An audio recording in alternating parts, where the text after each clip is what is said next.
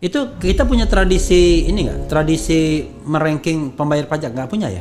Belum. Belum ya? Belum. Nah, kita mau Kenapa mungkin nggak di disclosure gitu? Wah ini pembayar pajak, karena nggak benar mungkin bayar pajak. Makanya, wah ini bayarnya katakanlah 300 miliar.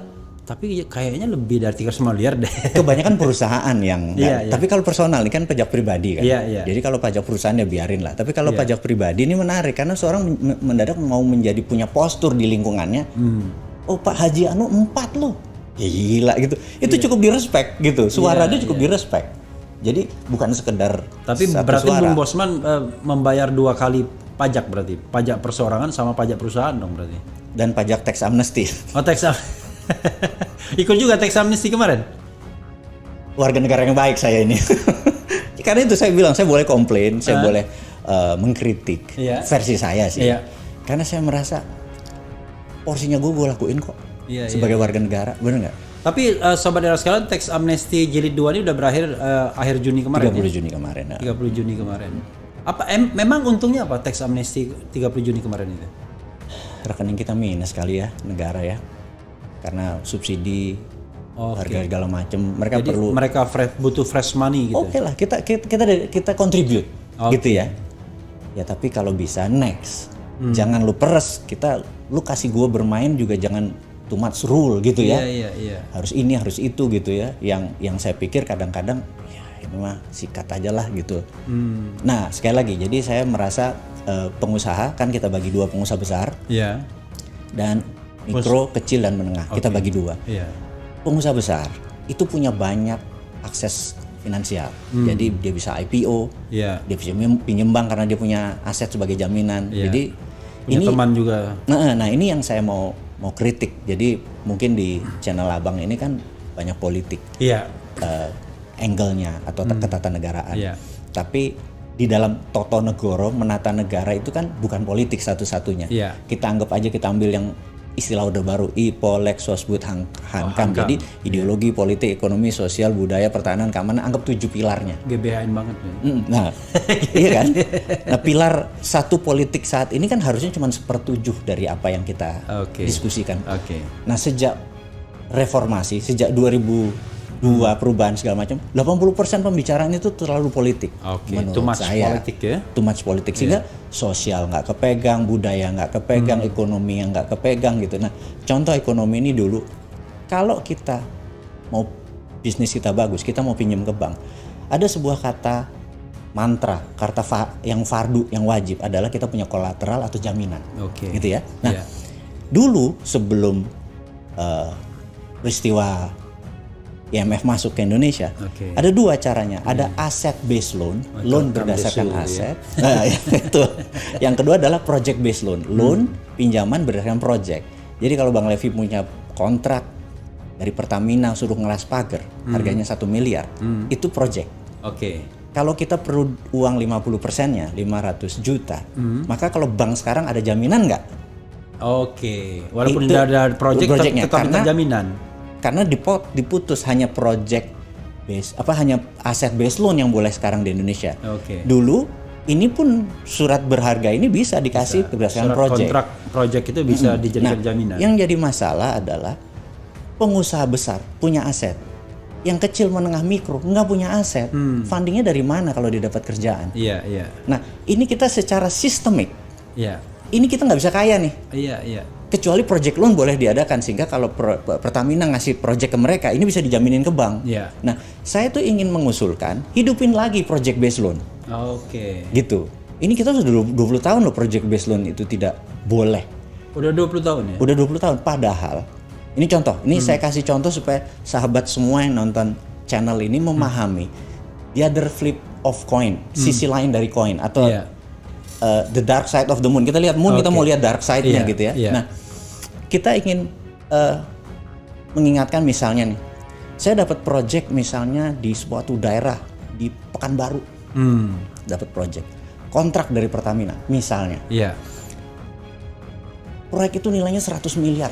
Saya perlu duit 50 miliar untuk bangun. Jaminan gua nggak punya. Maka apa yang dilakukan? Saya pergi ke Singapura. Buat perusahaan di Singapura. 100% Indonesia. Terus maka kewarganegaraan PT ini, LTD ini kan Singapura punya, benar Singapura nggak? punya, ya. Kita akuisisi 100% proyek kita di sini. Kita pinjam berdasarkan proyek di Singapura, keluar nggak? Bisa keluar ya? Ya keluar, karena kan project based loan di I sana see. boleh. Ya udah. Terus nanti di sini ngutang, bayarin sana ngutang aja, terus di sini nggak pernah untung. I see. Ya gue kaya raya. Dulu gue lakukan itu. Oke. Karena itu gue bilang gue monster ekonomi. Dulu gue lakukan itu. Tapi sekarang gue udah insaf. Gue balik ke Jadi Indonesia. berapa lama berdosanya waktu itu? Banyak, lama. Ada kali 20 tahun gitu ya. Tapi di sisi lain Bang, cuman sekedar mengingatkan. Gue punya rumah yatim Indonesia. Iya. Usianya udah 26 tahun. Berarti untung 6 tahun ya? Nah, mau gue ceritain adalah begini. Kalau pajak di sini 25%, ini gue buka aja supaya kita ada wake up call Oke. bagi negara ini. Kalau nggak, orang akan melakukan itu terus. Di Singapura pajak cuma 14%, di sini 25%. Gue selisih 11%. Mendingan gue proyek gue di Singapura semua, pajaknya cuma segitu. 11% gue kasih anak yatim. I see. Jadi kita punya cara untuk survive, tapi dengan cara memanipulasi. Gue pikir enggak lagi deh, gue mau jadi orang tobat di sini.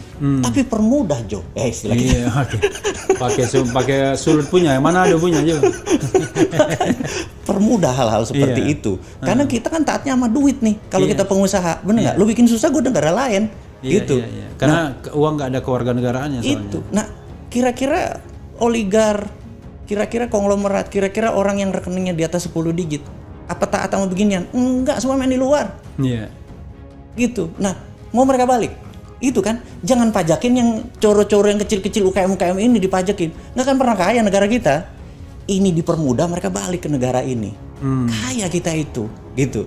Nah, ini yang gue mau challenge. Jadi gue marah, ngeritik, tapi kasih solusi. Mudah-mudahan ini solusi ya. Ya, tax amnesty yang 1 dan 2 itu ternyata belum terbukti bisa mengembalikan uang itu. Belum terbukti bisa ada benefit tambahan dari uang yang ada di tangan tadi. Oke. Akhirnya cuma menjadi operation expenditure. Oke, Buat jadi dia operation untuk aja. operation aja. Iya, untuk biaya itu. Kan harusnya menjadi capital expenditure. Saya pernah diceritakan seorang menteri ya sekarang masih menjabat, menterinya powerful. Dia bicara tentang pengusaha sawit.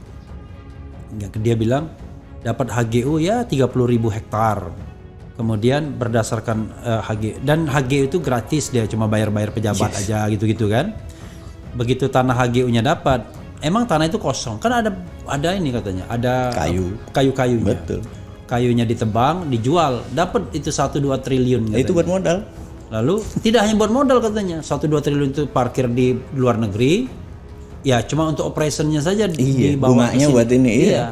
Operation, dan dia pakai jalan negara yang dibiayai APBN, APBD. Terus ini minjem duit lagi. Iya, enak banget dia. Jadi belum usaha dia udah untung dia. Iya, tapi itu hanya segelintir orang. Oke. Bener nggak? Dan itu yang disebut nggak fair. Kaya miskin kita yang ini menambah kaya, yang ini kita nambah susah. Nah, kita pengen semuanya equal.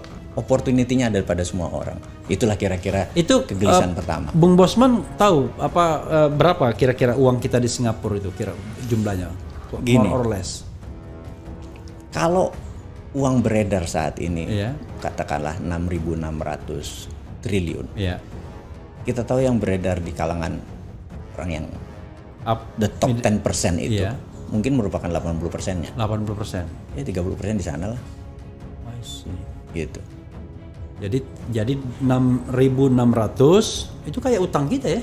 Iya, makanya udah 1:1 sama uang beredar. Makanya.